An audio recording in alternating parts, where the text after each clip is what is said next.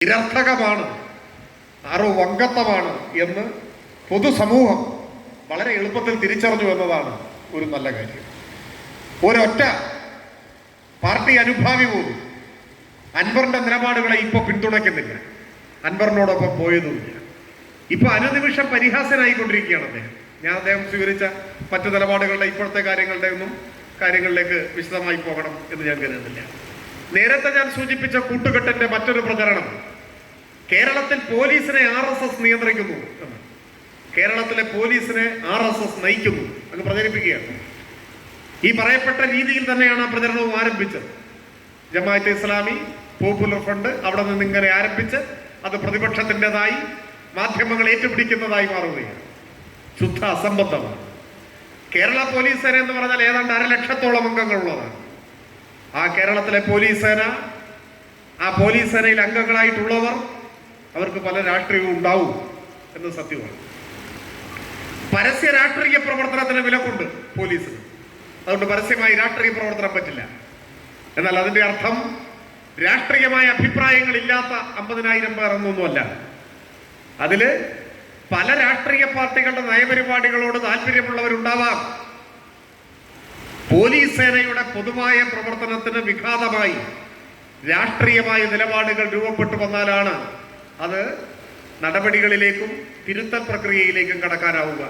ഇതിൽ ആരൊക്കെ ഏതൊക്കെ രാഷ്ട്രീയ നിലപാടുള്ളവരുണ്ട് എന്നൊന്നും നമുക്ക് പറയാൻ പറ്റില്ല. റിട്ടയർമെന്റിന് ശേഷം പല രാഷ്ട്രീയ പാർട്ടിയുടെയും ഭാഗമായിട്ട് ഇവർ മാറിയിട്ടുണ്ട്. അത് പണ്ടുമുണ്ട്, ഇപ്പോഴുമുണ്ട്.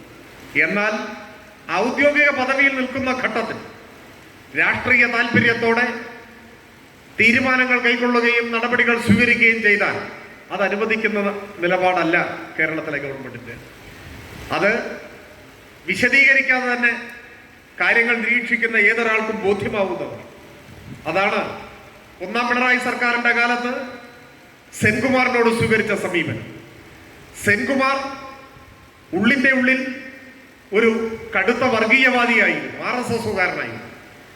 ആ RSS രാഷ്ട്രീയം പോലീസ് സേനയുടെ തലപ്പത്ത് നിൽക്കുന്ന ഒരാൾക്ക് ഭൂഷണമല്ലെന്നും, പോലീസ് സേനയുടെ തലപ്പത്ത് DGP ആണ്, SI അല്ല, DGPയുടെ കസേരയിൽ ഇരിക്കുന്ന ഒരാൾ അത്തരത്തിലൊരാളായി കൂടാ എന്ന നിലപാടാണ് നമ്മുടെ ഗവൺമെന്റ് സ്വീകരിച്ചത്. അദ്ദേഹത്തെ ആ സ്ഥാനത്ത് നിന്ന് നീക്കം ചെയ്യാൻ തീരുമാനമെടുത്തു.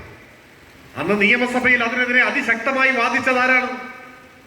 അന്ന് പ്രതിപക്ഷ നേതാവായിരുന്ന രമേശ് ചെന്നിത്തലയും UDF-ഉമാണ്. അന്ന് മുഖ്യമന്ത്രി നിയമസഭയിൽ തന്നെ പറയുണ്ടായി സെൻകുമാറിന്റെ പുതിയ രാഷ്ട്രീയ ചായ്വുകളെ കുറിച്ചും UDF-ന്റെ നിലപാടിനെ കുറിച്ചും. അവസാനം സുപ്രീം കോടതിയെ സമീപിച്ചു സെൻകുമാർ. അന്ന് സാങ്കേതികത്വത്തിന്റെ നൂലാമാലകളെ മുൻനിർത്തിക്കൊണ്ട് പൊതുവിൽ ആളുകൾക്ക് ബോധ്യമാകാൻ ഇടയില്ലാത്ത ഒരു വിധി, അതാണ് സുപ്രീം കോടതി പുറപ്പെടുവിച്ചത്. അന്ന് കാര്യമായ ഫീസ് പോലും വാങ്ങാതെ ഇടതുപക്ഷ ഗവൺമെന്റിനെതിരാണ് എന്ന ഒറ്റ കാരണം കൊണ്ട് സെൻകുമാറിന്റെ കേസ് ഏറ്റെടുത്ത വക്കീലാണ് ഇപ്പൊ മുസ്ലിം ലീഗിന്റെ പാർലമെന്റ് മെമ്പർ. അനുകൂലമായ വിധി കോടതിയിൽ നിന്നുണ്ടായപ്പോ പാണക്കാട്ടെ ഒരു തങ്ങള് സെൻകുമാറിനെ അഭിനന്ദിച്ച് പോസ്റ്റ് ഇട്ടു ഫേസ്ബുക്കിൽ.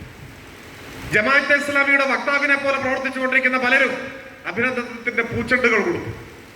അന്നേ ഉള്ളിന്റെ ഉള്ളിൽ RSS ഭക്തിയുമായി നിൽക്കുന്ന ഈ ഉദ്യോഗസ്ഥനെതിരെ അതിശക്തമായ നിലപാട് സ്വീകരിച്ചത് നമ്മുടെ ഗവൺമെന്റാണ്.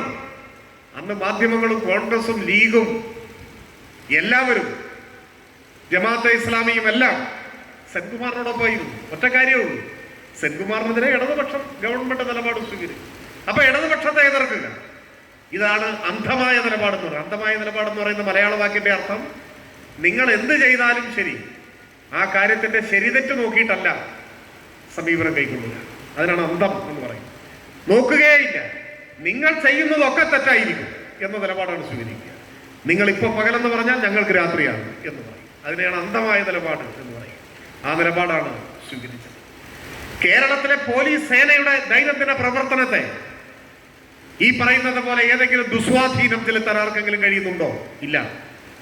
കേരളത്തിലെ പോലീസ് ഇതിനോടകം 36 ദേശീയ പുരസ്കാരങ്ങൾ ഏറ്റുവാങ്ങിയ പോലീസാണ്. ഇന്ത്യയിലെ ഏറ്റവും കാര്യക്ഷമതയുള്ള പോലീസാണ്. രാജ്യത്ത് ഏറ്റവും കൂടുതൽ കൺവിക്ഷൻ റേറ്റ് ഉള്ളത് കേരള പോലീസ് അന്വേഷിക്കുന്ന കേസുകളിലാണ്.